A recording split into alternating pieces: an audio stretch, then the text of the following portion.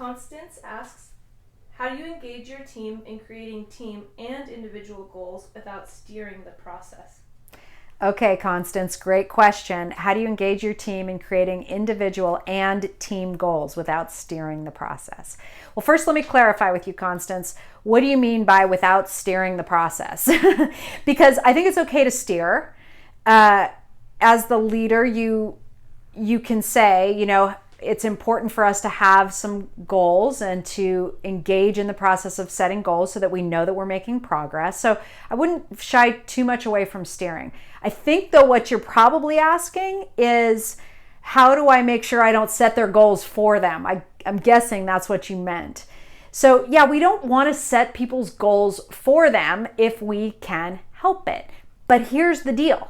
At first, when people are setting goals, they have to get used to setting goals. They may or may not be accustomed to that. They may or may not know how to write a good goal or what kind of goals are even meaningful.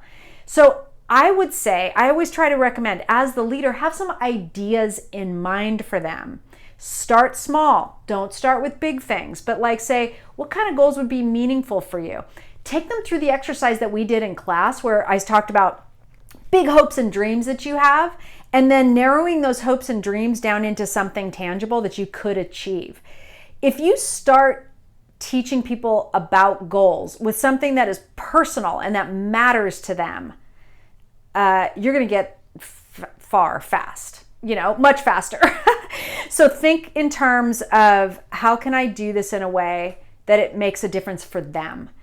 And then start with small goals. Feel free to make some suggestions, but tell them right from the start, look, I'm going to make some suggestions at first, but really quickly, we're going to get to the place where you're bringing me goals and you're thinking about your goals.